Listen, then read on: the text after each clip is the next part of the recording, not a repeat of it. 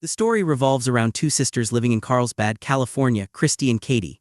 At present, Christy is pregnant. Today, she is painting the walls of the house for her unborn child, Tyler. She lovingly prepares the room while waiting for a new life to arrive. Her husband, Daniel, is with her. When her elder sister, Katie, comes over, she is also put to work helping around the house. Katie carries a box in her hands. When Daniel looks inside, he sees the box is full of VHS tapes. These tapes hold many memories from their childhood, along with footage of their grandmother Lois, their mother Julie, and Julie's boyfriend Dennis. The story then jumps exactly 1 year ahead. It is 2006. Christy and her husband seem to have gone on a short trip. When they return home, they find the house completely wrecked. After searching everywhere, they realize that the locket given by Christy's elder sister has been stolen, along with several old VHS tapes. Daniel questions why someone would steal VHS tapes while leaving behind so many valuable things. To find that answer, the story goes back 18 years. The date is September 3, 1988. The entire story now centers on one family: Christy, Katie, their mother Julie, their grandmother Lois, and Julie's boyfriend Dennis.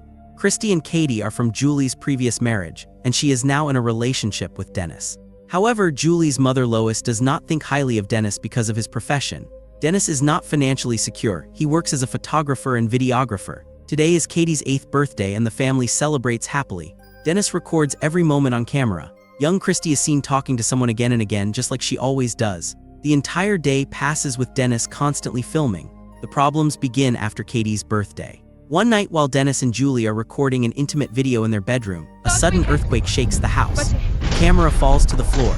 In that moment, Dennis senses the presence of an unknown force inside the room.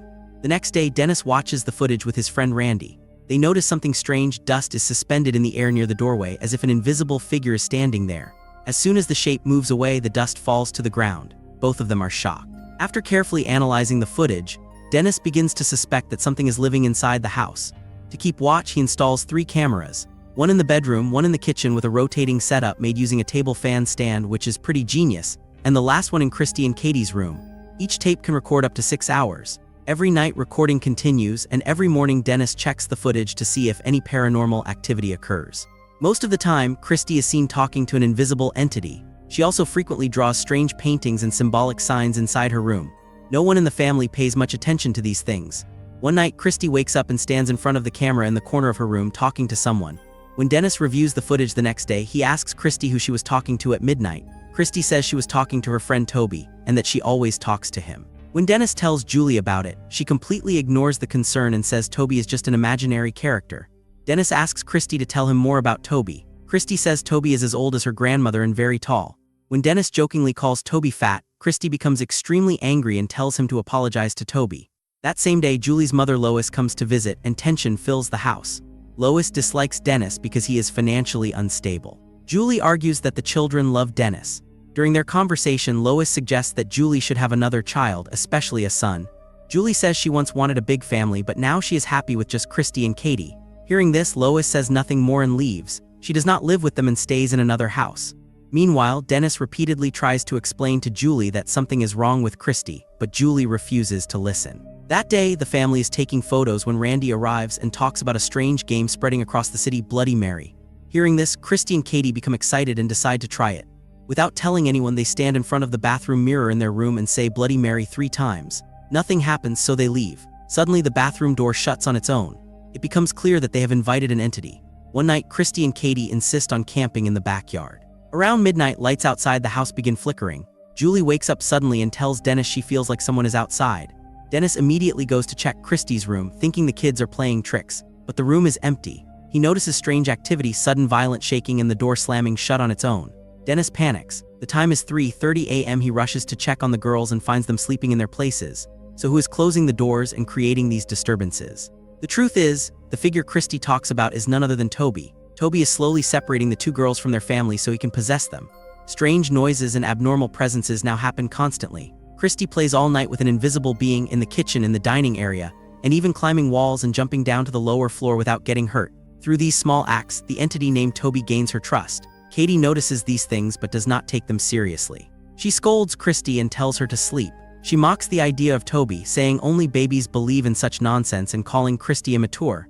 One day, when Christy gets angry, Toby locks Katie inside the shoe closet. Julie arrives just in time and frees her. Days pass like this. One evening, Dennis and Julie go out, leaving a babysitter named Lisa for a few hours. After putting the children to sleep, Lisa sits in the kitchen studying. Suddenly, she feels someone wrapped in a white sheet standing behind her. When she turns around, no one is there. Thinking it is the children playing tricks, she walks toward the cameras. An unknown force violently throws her backward. Terrified, she quickly packs her bag and tries to leave. Dennis and Julie return at that moment. Without explaining anything or taking her payment, Lisa runs away. Dennis cannot understand her behavior. The next morning, Dennis and Randy watch the footage and witness the supernatural events themselves. They finally understand why the babysitter left without saying a word. That night at 2:17 a.m., Christy wakes up. She silently enters her mother's room and stares at Dennis and Julie for nearly 1 to 1.5 hours. She then returns to her bedroom and stands in front of the camera talking to Toby. Toby asks her to do something terrible. Christy refuses directly and tells him that if he asks her to do such things again, she will no longer be his friend. She then lies down on her bed. Dennis now watches the footage every day with full attention. Early the next morning, he goes to the children's room and checks the spot where Christy stands while talking. His eyes fall on the shoe closet. Inside, he sees a strange symbol, a triangle with a circle drawn inside it. Now Dennis asks Randy to bring some demonology books from the library. When Randy brings the books, Dennis reads them carefully and learns that the symbol is a satanic symbol commonly used in witchcraft. The books also say that satanic entities often target children first and become their companions. According to Randy, he has read parts of these books too. What he understands is that if such entities target someone, they definitely have a purpose. That entity wants something from Christy. Dennis cannot wrap his head around it. Meanwhile, that morning, Christy suddenly develops a very high fever. The reason might be that she behaved badly toward Toby. Dennis and Julie rush Christy to the hospital and ask Randy to stay at the house to look after Katie.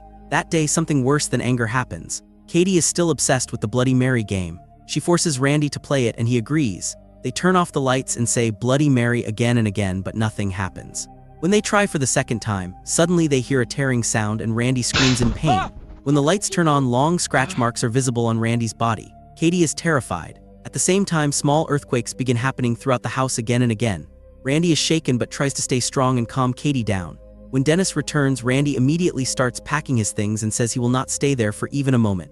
He says he is leaving right now. Dennis tries to calm him down but fails. Before leaving, Randy says one final thing: no matter what, Dennis must tell Julie everything and they must leave this house while there is still time. Otherwise, something even worse will happen to them in the future, and that day is not far away. Saying this, Randy leaves. Randy and the girl named Lisa both do the smartest thing: they walk away from all of this. Now Dennis researches even more deeply and tells Julie that the symbol found in the children's room is used by witches. Since the time of the Salem witch trials, witches have followed a ritual. They brainwash young children, demand that they give birth to a male child, and once their goal is fulfilled, they erase the mother's memory so she remembers nothing. That male child is then used in various rituals, often as a sacrifice. While Dennis is saying all this, Toby suddenly grabs Katie's hair in the other room and lifts her into the air. Somehow she escapes and runs to Dennis and Julie, but Julie does not believe her at all. Instead, she starts blaming Dennis, accusing him of creating fake ghost stories by installing cameras and ruining his own mind along with the children's. Dennis is only trying to protect them, yet he's blamed instead. That night, Katie wakes up sensing an invisible presence in their room. On the laptop, the coven symbol appears again. As she screams and tries to call her mother, an unseen force drags her into the shoe closet. Unable to bear it anymore, Christy tells Toby that she will do whatever he asks. Immediately, everything in the house goes silent. The next morning, Christy stubbornly insists that she wants to go to her grandmother's house. Lois lives in Muir Park, California. Julie does not want to go, but shortly after, Lois calls and invites them to stay for a few days. Still, Julie refuses. Suddenly, someone rings the doorbell. When Julie goes to check, no one is outside. As she returns, she sees the kitchen completely destroyed within moments. Soon after, everything starts falling from above, and for the first time, Julie feels true fear. Without wasting a single second, she takes her children and Dennis and flees the house in the middle of the night, heading straight to Lois's home. They have breakfast there the next morning. As the day passes that night, Katie and Christy stay busy getting dressed up with Lois. When Julie comes in, she sees Christy wearing a wedding dress. Julie asks, "Who is the lucky guy?" Christy replies that it is her friend Toby. Hearing this, Julie becomes furious and scolds them before telling them to go to sleep. Christy and Katie sleep in one room while Dennis and Julie sleep in another. Later that night, Dennis hears the sound of a car arriving outside. He wonders who could be coming so late but ignores it and goes back to sleep. Soon after, Julie hears Lois screaming loudly. She worries that the children will wake up and goes to check on her. A long time passes, but Julie does not return. Dennis has been recording everything on camera. As he wakes up to grab the camera, he sees Lois standing behind him. She vanishes instantly. Dennis goes downstairs with the camera and is horrified. Behind the painting he saw earlier there are satanic symbols, a triangle with a circle and inverted pentagram. In another room, when he turns on the flashing light, he sees several elderly women standing there. The sight makes his blood run cold. He runs inside the house and sees Julie standing at the top of the stairs, floating in midair. As he rushes toward her, an unknown force throws Julie onto him, killing her instantly. Dennis then sees Christy and hides with her inside a closet until the entity leaves. When things calm down, they reach the kitchen. Looking through the window, Dennis sees a fire burning at a specific spot in the yard with several elderly women standing around it. It is clear that a horrifying ritual is about to take place. Near Julie's dead body, Katie sits crying. When Dennis tries to grab her from behind, a deafening scream erupts and Dennis is thrown violently, seriously injuring his leg. Dennis loves Julie deeply. Somehow he feels she will not survive. Crawling on the floor, he slowly moves toward Julie's dead body. Suddenly Lois appears. One look from her eyes is enough. Using supernatural power, she breaks Dennis's spine and kills him on the spot.